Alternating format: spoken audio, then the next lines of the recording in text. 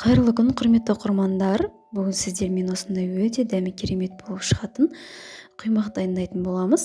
Ол үшін ең алдымен ыдысымызға 2 жұмыртқамызды жарып салып аламыз. Үстінен 3 ас қасық шекер салатын боламыз. Және жақсылап араластырамыз. Және де жарты шай қасықты ас содасын салатын боламыз.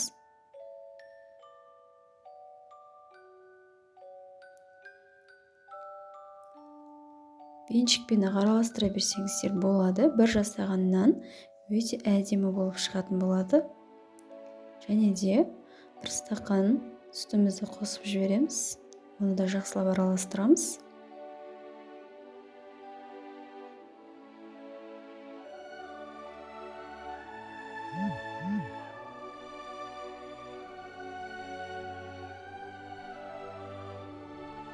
Және де ұнымызды аз-аздан осылай қасықпен салып отырып, шаймен араластырамыз. Бірден көп салып жібермеңіз, өйткені арасы жаңағы қамақ болып қалуы мүмкін. Осылай жай-жаймен араластырып, үстіне сала береміз. Бірінші осылай қою масса шыққанша араластырып дайындап аламыз.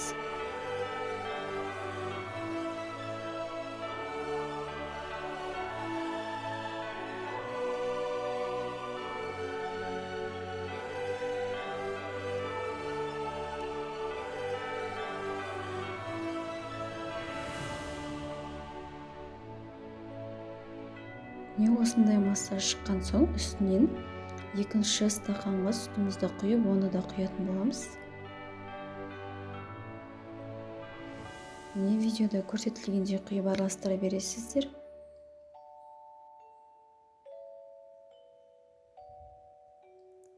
Қайнап тұрған бір стақан суды да құйып жібереміз осылай.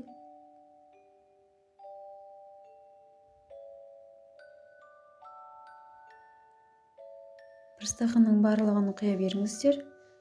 Менде қалғаны құйғаны видеоға түспей қалыпты. Бір ожауда осындай кәдімгі тамаққа қосып жүрген сұйық күнбағыс майын қосып жібереміз. Жақсылап араластырамыз.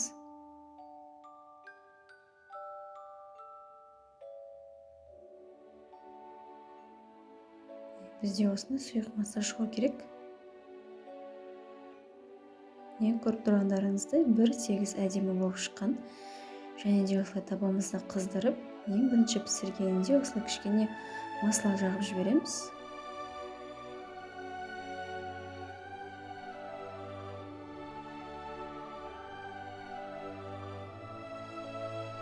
Ең алғашқы пісіргендері міндетті түрде осындай болып шығады.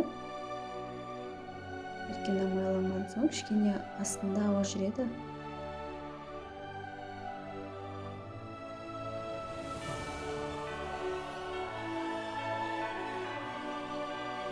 Көріп тұрғандарыңыздай арасы кәдімгі тесік-тесік болып шығып жатыр.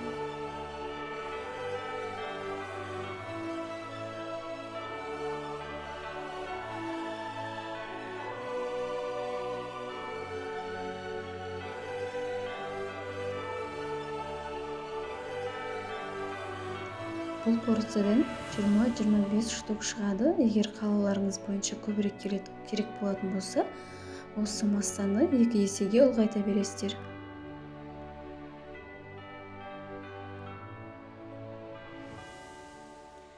Осымен біздің құймағымыз дайын. Құрметті көрермендер, сіздер де осы рецепт бойынша жасап көріңіздер. Егер менің каналыма тіркелмеген болсаңыздар, тіркеліп, лайк басып, қолдап кетуді ұмытпаңыздар. Баршаңызға ас болсын.